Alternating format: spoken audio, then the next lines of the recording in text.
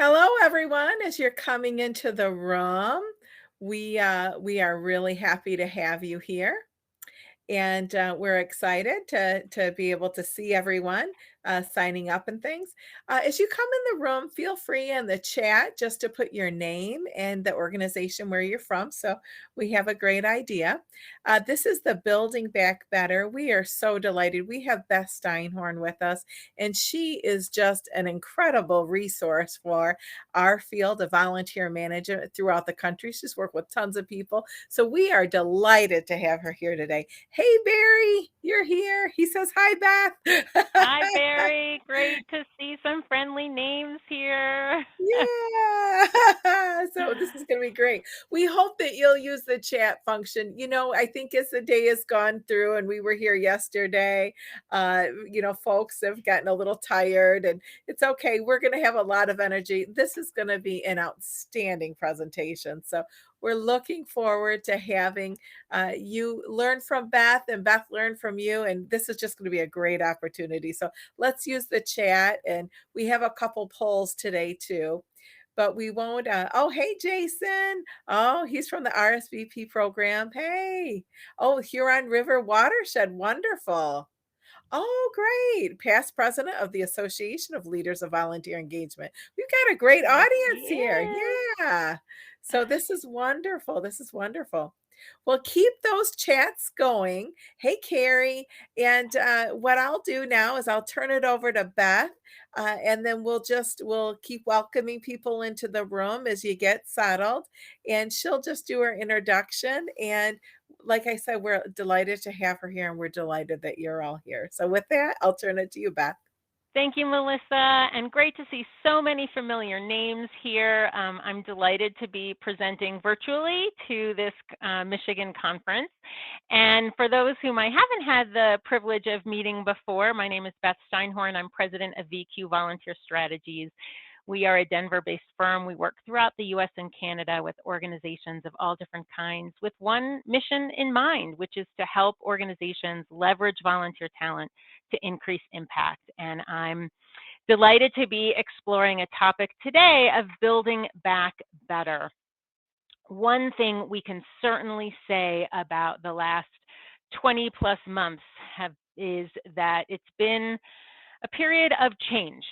In the beginning of March 2020, if you'd asked any of us to predict the activities of the coming year, I think very few of us would have said that in-person volunteering would be dramatically curtailed, that the highlights of volunteer or professional development gatherings would be when somebody's cat or puppy made a little appearance across the Zoom screen, right?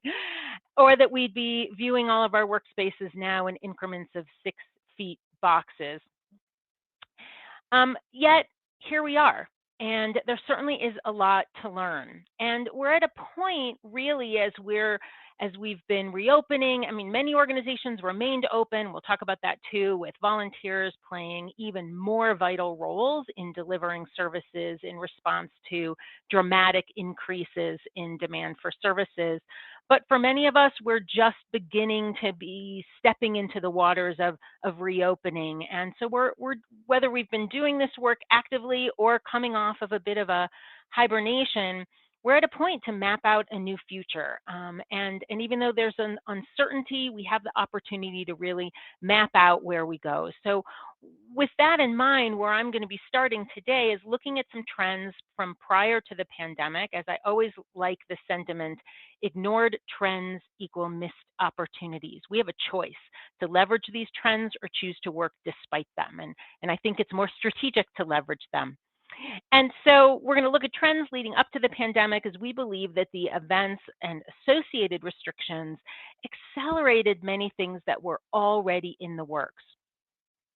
In terms of sheer numbers of volunteering, after about 15 years of somewhat steady decline in volunteer rates in this country, and in Michigan to a great extent, 2017 was a turning point in volunteer rates. That was actually predated by Michigan, which started turning around in around 2014. And so that was a good note as we were entering 2020. And we also saw a number of interesting trends driving volunteer engagement. Issues of time, which really relates to people's sense of being so busy, and the need for flexibility and for more short-term volunteer opportunities. Technology, which enables people to engage in new ways, and for organizations to, in essence, deputize their followers, their volunteers, their funders, their donors, their program participants, and their staff in really becoming ambassadors and talent scouts on behalf of the organization, if they're strategic about providing messages for them to do so. Economics, we've been tracking for years the ties between work and volunteering becoming even more integrated, with volunteering really being embraced as a legitimate and credible pathway to employment, and workplace volunteering becoming, of course, a very important aspect of HR practices, which leads to philanthropy, an evolving philanthropic landscape where corporate philanthropy began to be more centered around employee engagement, other factors leading increasingly to the common reality that philanthropy and volunteering are completely intertwined. People give their time where they give their money, and they give their money where they give their time. We saw social trends like civic engagement through protests and mobilizing of thousands and millions of people, even before the completely historic movements of 2020. Increased strategies of community organizing and technology-driven mobilization of individuals all relate to this evolution of volunteer patterns. And finally, we see a generational shift where we know that these have received a tremendous amount of attention, and I'll just briefly sum it up by saying this. Our systems in volunteer engagement and service were built by and for greatest and silent generation volunteers. But then boomers came along and were the first to challenge those structures, demanding the opportunity to use or gain skills and to have more flexibility, a trend that Gen X and millennials continued. Millennials certainly have been documented as being motivated very much by causes more than organizations, and followed by Gen Z, equally motivated to serve and raised on that concept of service. And organizations were in the process of adapting to all of these dramatic changes when, of course, COVID-19 hit. And it dramatically affected every organization in some way or another. Thanks to Common Impact, we have this really lovely framework based on their research in the second and third quarters of 2020 to really look at how different organizations responded, particularly, we'll talk about today, in terms of volunteer engagement, right? We see organizations that provided essential services, food pantries, employment services, that really put on that mantle of responder mode. We also saw hibernators, organizations like theaters and other arts organizations, museums, where services were less feasible or deemed less essential, that really suspended services and went into hibernation, or as one symphony in Minnesota called it, going on intermission. Very on brand. And then there are hybrid ones, which of course represent varying degrees of essentiality and adaptability. Of course, another major issue which we've seen due to stay-at-home orders and health concerns was the increase in virtual volunteering. These data points represent a growing acceptance and openness to virtual volunteering on the part of both volunteers and organizations. This comes from a periodic study that was done by Volunteer Match throughout, as you see, 4 different points in 2020. And it's important to note, virtual volunteering, as we all know, it wasn't anything new. It had been around for a very long time. But these events, such as having staff working remotely, helped to break down the remaining barriers of resistance to engaging volunteers remotely. Because, of course, how could an employee ask, but how can I hold a virtual volunteer accountable if they now found themselves leading a team of employees all working remotely? So let's open your poll tab on your dashboard to the right, and feel free to weigh in with your response, your experience. Oh, interesting. Sorry, this was not the poll I was expecting to be up there. So why don't you hold off on answering this one? We're going to come back to that one later. I'm not sure where the other poll went. Why don't you look at poll number 2? Which of the following apply to your organization? If you're able to go down to number 2, the order got swapped there. Since March of 2020, did you increase virtual opportunities, increase virtual trainings, change policies and procedures, recruit or engage new volunteers, or put most of volunteering on hold? So I think you'll be able to see answers coming up live, and you'll be able to see how your experience relates to others in the room. And if we have time, we'll come back and kind of check those results a little later in the session today. So please do weigh in, and then we'll, there we go. And then you should be able to see some of, once you submit, you'll be able to see the live answers. So we know that there were shifts in practice, increased interest and openness to virtual volunteering. But what about people's interest in volunteering and, frankly, their willingness to do so, especially since so many things had to kind of go on hibernation there? In summer and fall of 2020, Points of Light released the Civic Life Today research study that revealed very promising news that 60% of adults were interested in volunteering, and almost half of those that had volunteered, half of those interested had not volunteered in the previous year, which is pretty amazing. I also think it's really optimistic and uplifting to know that Gen Z was most likely of all generations to get even more involved. So as you have perhaps experienced older volunteers who went on hold and decided to stay back, don't overlook the chance to really diversify your age group and engage younger volunteers. Of course, the slide I just shared was intention as stated in 2020. Let's talk about how this really all played out. What really happened in 2021? According to Sterling Volunteers and Volunteer Match's Industry Insights report, here's how 2021 played out. Most volunteers continued volunteering during the pandemic, while 1 in 5 held off due to concerns around COVID-19.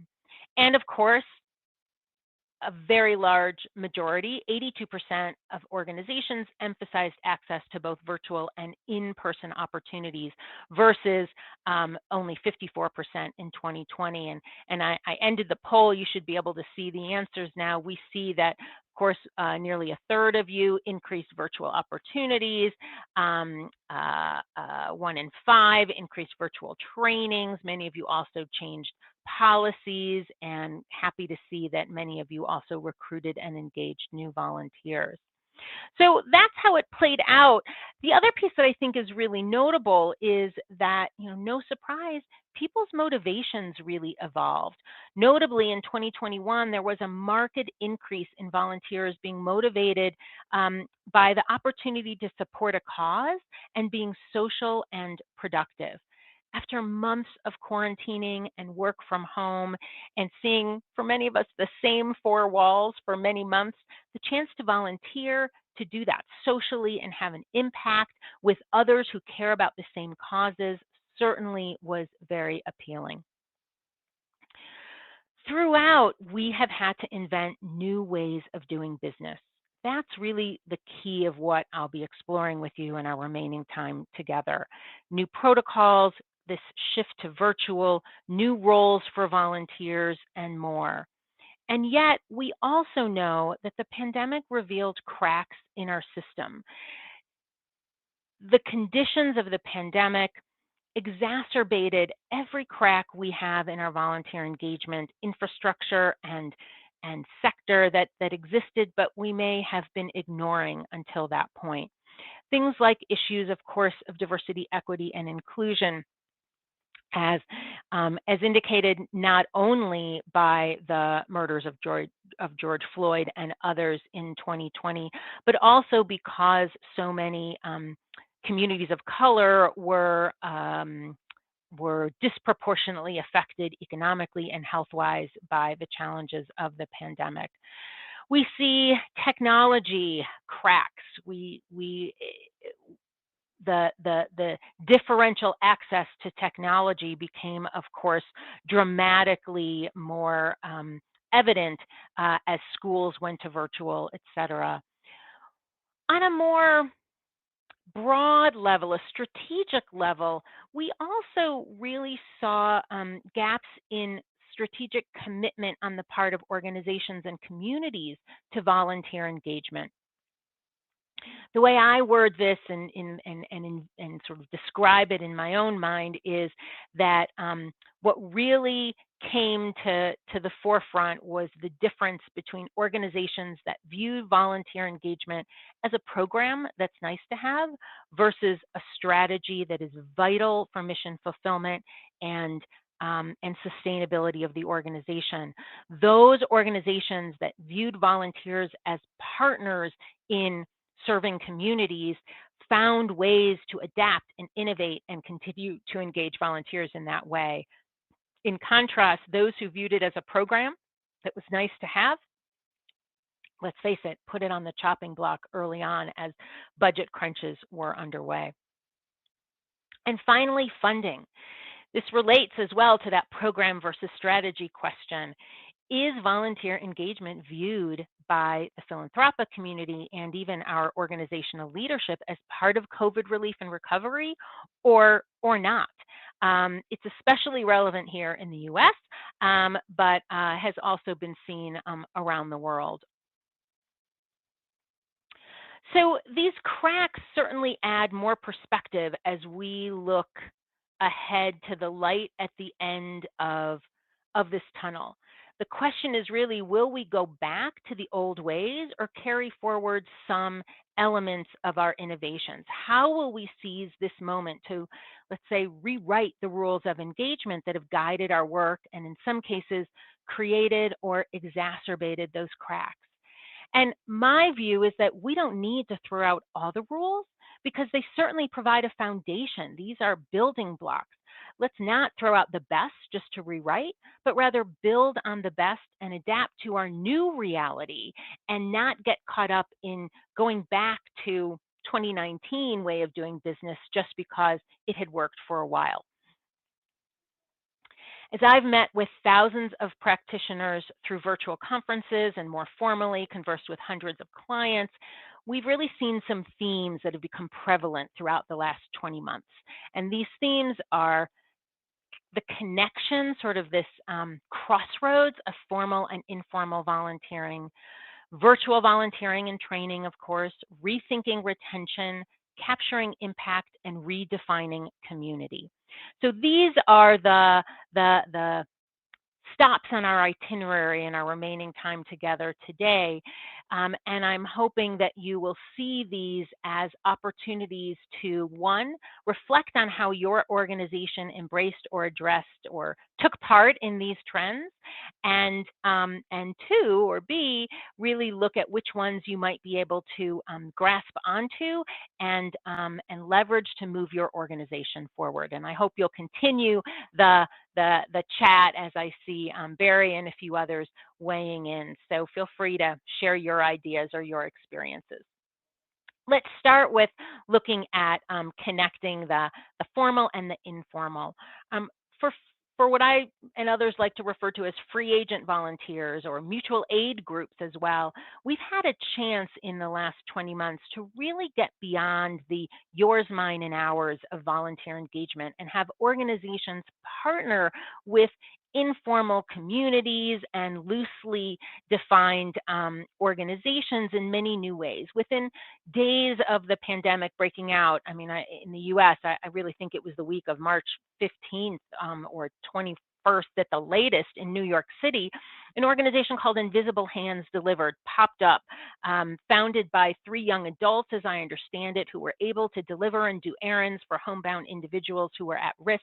This group stood up a website and funneled people to older adults and other vulnerable populations who were stuck at home. And that organization has grown significantly in the subsequent months. While proper screening and background checks are still a best practice for reaching vulnerable communities, this much more loosely organized and lower threshold way to get involved offered a safe and very nimble way to serve thousands quickly. And it continues today to partner with food pantries and senior supporting organizations. And nobody's fighting over who gets the data if a group of volunteers show up to do work in a food pantry. Are we going to get their emails or not? This allowed us to get beyond those traditional turf wars and engage people for the impact that they could have in really flexible ways. Mutual aid societies were, of course, already in existence, but they became even more important and a wonderful model where people receiving aid also have the opportunity to provide aid. As we've seen, this is from the St. Louis Mutual Aid Society, where individuals might be receiving emergency sort of safety net funds, but also bringing information to their communities of friends and colleagues who might need help and engaging them in participating in the mutual aid. In Minnesota, when the clinical rotations got canceled for spring semester, a group of medical students from the University of Minnesota formed Minnesota COVID Sitters. These students organized to offer free childcare, pet sitting, to run errands for medical professionals, many of whom were their teachers and rotation supervisors while in school. They felt compelled to help people that were dedicating their time to helping them learn weeks earlier, and their efforts took off, got a lot of media attention. The group is now open to any college student who wants to help and is offering services to those who work in healthcare facilities. These types of loosely organized communities, organizations, are funneling volunteers in ways to more traditional established organizations, and these more established formal organizations are willing in new ways to partner and break down those barriers of formal versus informal. Another example around that is here from, again, in New York City. JCC of Far Rockaway Peninsula had a digital food pantry that was being built, formulated and launched just prior to the pandemic. And they leveraged that beginning of a volunteer pool in new ways, including to partner with a local grocery store. 3 volunteers came forward and said, you have materials and resources and obviously food parcels from the pantry. We're going to create a discount subsidized shopping experience through this local grocery store where community members can sign on and sponsor a family, a whole or a partial grocery order. And while the people who are benefiting from that are picking up their groceries, they can also supplement with additional resources from the JCC of the Rockaway Peninsula Food Pantry. And this was all done curbside pickup, non-contactless, with a handful of volunteers. So again, merging and taking advantage of formal and informal in ways that, in my experience in this field of a number of decades, has been completely unprecedented. Second trend is, of course, this virtual volunteering. Again, it existed before, but was accelerated at a pace that we'd never seen. And there are obviously tremendous benefits to keeping this going, but a number of people finally saw these benefits for the first time. The pandemic, of course, made it impossible for many people to serve in person, but it can be a very cost-effective way to engage volunteers, which can help us steward our financial resources more efficiently. It can increase the accessibility of volunteering to those who care about your mission, even if they work off hours or live far away or physically aren't able to come in and serve, which leads to the diversification of your workforce. Here's a chance to begin to heal one of those cracks, diversifying the workforce with people of multiple abilities from different geography, and of course with different schedules. And finally, it's a way to increase our capacity and help in mission delivery. We see organizations that had previously not engaged volunteers in virtual roles embracing it in new In new ways, just a couple miles from me in downtown Denver, we have History Colorado, our statewide network of museums dedicated to our state's history, and they have a this is their flagship museum downtown, but they immediately began posting opportunities to help with photo archives. I saw similar posts from the Smithsonian in Washington, D.C., inviting people to transcribe documents on women's suffragette movements. For History Colorado, this project was about tagging Native American photographs in their digital photo archives. And this project has successfully and frankly quite quickly engaged people not only from across the US, but even from as far as Southeast Asia. So virtual volunteering has, if you haven't embraced it, obviously it's a good time to get on that bandwagon if it works with your mission. And my guess is it likely can. Another thing, getting beyond some of the more obvious ones like virtual volunteering, is what's often been known as that middle R of the three R's of volunteer engagement: recruitment, retention, and recognition. We have had the challenge over recent months of really rethinking retention and what that means.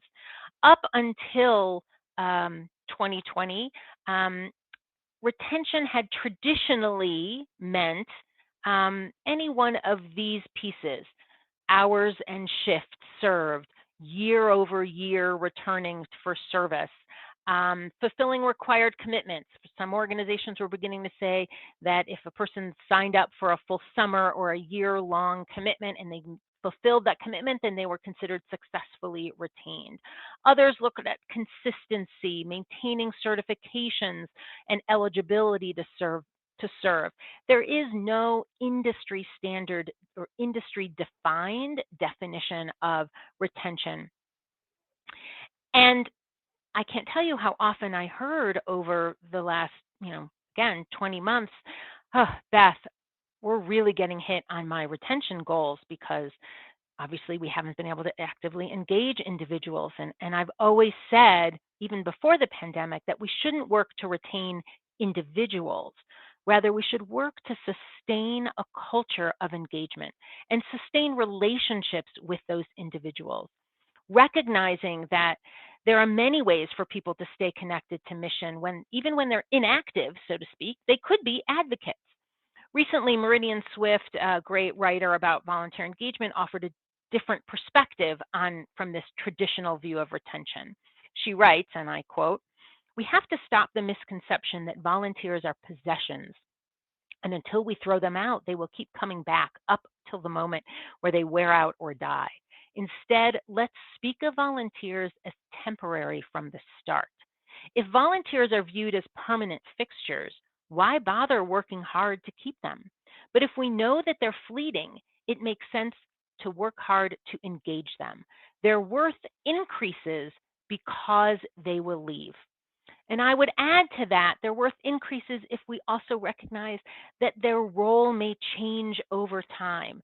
Just as a colleague from the National Multiple Sclerosis Society recognized, Brittany, who is the events volunteer coordinator for a couple Western states, she had been, of course, responsible for engaging and managing hundreds, if not thousands, of volunteers who were used to volunteering episodically. And of course, as the pandemic unfolded and events were canceled or greatly reduced in scope, she obviously wasn't focusing on recruitment and instead shifted her view to what could retention look like in different ways. And so she really grappled with, how do you take a cadre of volunteers who are used to volunteering episodically and transform them into ongoing volunteers into new roles? So here's how she approached that. She sent out a survey towards the end of 2020 with a list of opportunities and sent it to volunteers in her market, and then began to meet one-on-one with everyone who completed the survey, particularly those who expressed interest in an elevated role. The ones who wanted who were at least interested in serving in committees, sharing their story. And she set up an exploratory meeting with them and called them. And within just a couple weeks, she was able to elevate multiple volunteers onto event committees, into advocacy work, and even into community councils. So the whole National MS Society really shifted their view from we're not going to recruit, we're going to steward relationships. In fact, their stated goal for the whole year was simply to stay connected until we can be together again in person. And Brittany views it successful even when she doesn't move someone up, but just keeps that touch base so that she knows that they are more likely to come back at a certain time. Just as we have to rethink what retention looks like, we've had to rethink what impact looks like. Shifting our definitions of retention ties very closely to the need to shift impact measurements. As I noted, I've spoken to countless volunteer engagement professionals who've bemoaned that their annual reports took such a hit. Volunteer hours for many organizations were down significantly.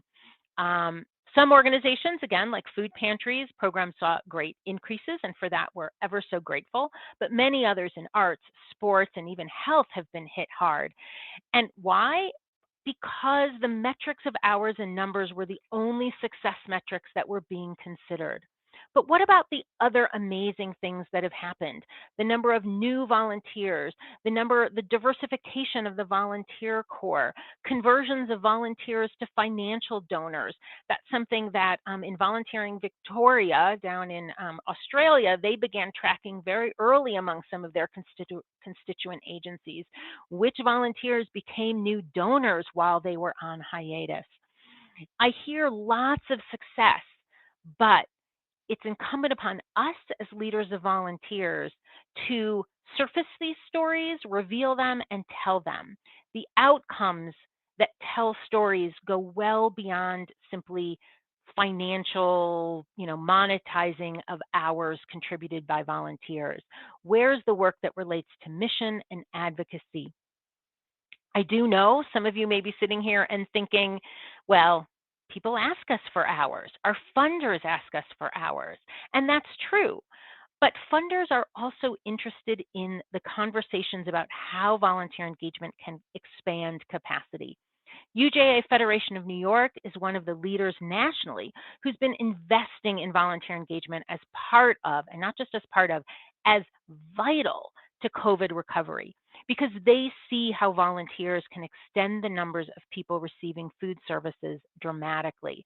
They've made small investments in a number of different organizations to help with training, coaching of professionals, and even paying for the salaries of volunteer engagement professionals, as well as the infrastructure, so that a small number of volunteers can provide regular food and other vital services to organizations in their area. You may be thinking, I don't know, you're welcome to share in any your experience on chat, but you might be thinking that you may not have funders locally who are that visionary as UJA is. But again, the burden and the opportunity to tell that story is on your shoulders and on my shoulders. Consider Cincinnati Cares, who's been collecting COVID-19 impact stories community-wide throughout the pandemic. Not only do they collect stories of impact, but they're aggregating some fascinating data around what impacts and values not only have been gained, but also have been lost as a result of diminished service by volunteers. This type of data, and I encourage you to play around on that website and look at their impact stories.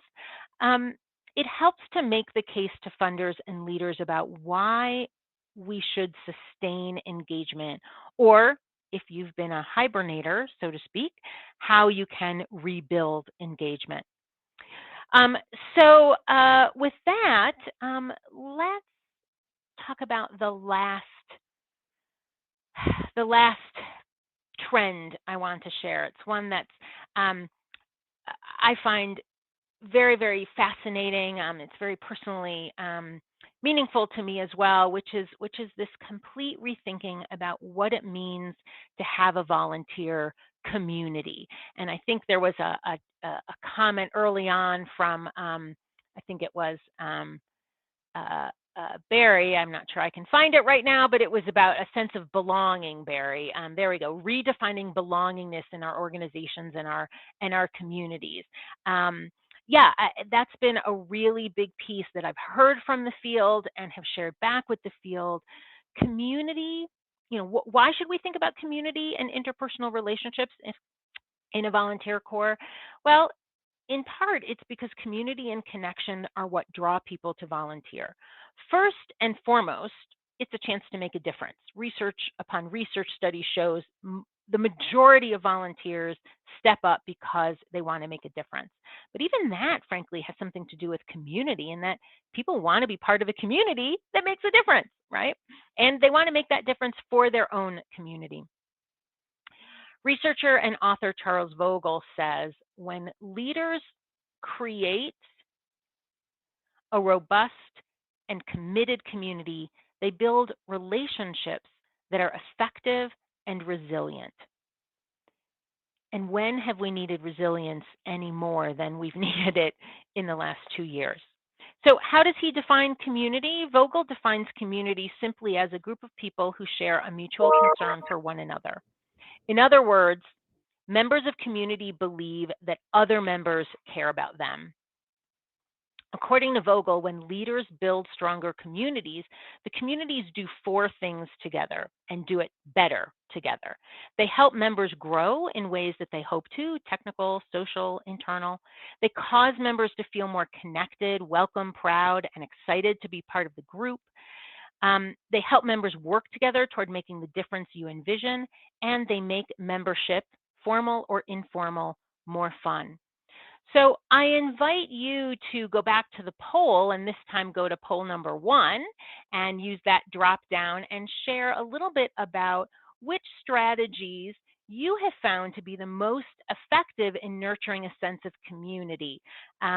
If you can think back to prior to COVID, which ones worked for you especially well then?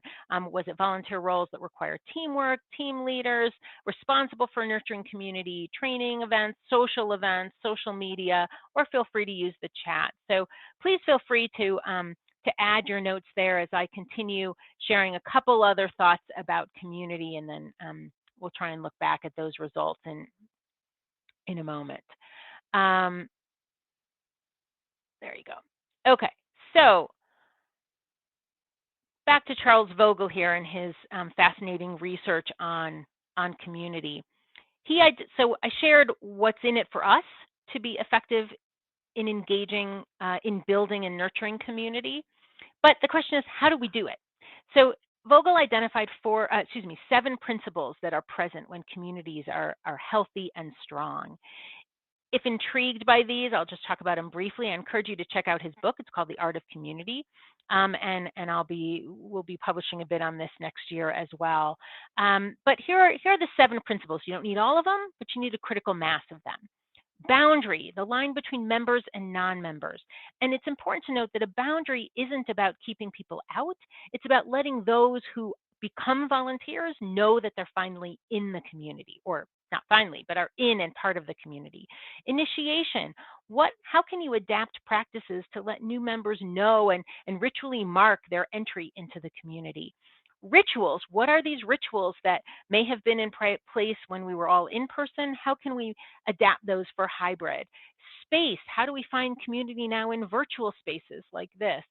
Stories, how do we allow others to know what we value through effective stories? What are the symbols that represent our ideas, and what's the path to growth as we participate?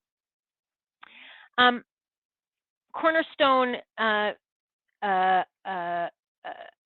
Visiting Nurses VNA, Visiting Nurses Association in in New Hampshire and Maine, is an organization that really embraced this idea of community prior to the pandemic, because so much of hospice and home health care work is a solo endeavor for volunteers, but they gave it a tremendous amount of thought during the pandemic. They really enhanced their communications to integrate a hybrid volunteer corps, ensuring that they introduce all new volunteers to experienced volunteers. They created dedicated spaces simultaneously online through private Facebook pages, and because they were doing a capital campaign, they created a volunteer hub in their new building. And they not only created new rituals, but they empowered volunteers to actually create and run other rituals, like memorial services for patients was shifted to virtual. They not only invited volunteers to participate in these services, but enabled them to create ways for the community at large to convene and pay tribute to community members who had passed away. And those continue to be facilitated by volunteers. So my final, hopefully my final notes and sort of inspiration before we have a minute or two for questions is really to note that these are just a handful of the trends that have equipped certain organizations to build back better. They positioned engagement as a strategy. They embraced innovation. They share their impact in effective ways, and the volunteer engagement professionals embrace their role as leaders. How did they do that? They do that by planning. And you'll have a handout accessible through the platform that you can use to develop a plan for your recovery, reopening, and return, and how volunteers can drive that work for you. But I hope that you will not just plan, but think about the work that you do beyond the acts of daily management, which are merely activities, according to change management leader expert John Cotter, that these managers focus on processes to keep things running smoothly. But leaders, on the other hand, really create or adapt organizations by defining a vision and inspiring others to step up to achieve that vision. So the questions I want to leave you with are, what's your vision for volunteer engagement as you build back better? How will you align it with your mission? What lessons and practices have you learned that are worth continuing? Which practices are best left in the past?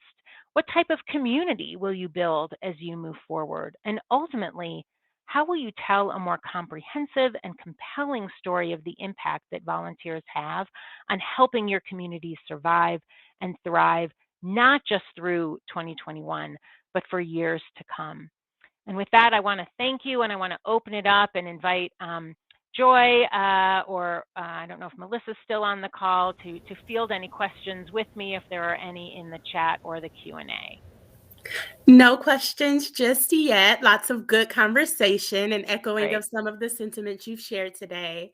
A reminder for everyone here, if you'd like to ask a question, you can put that in the chat or in the Q&A tab to the right of your screen.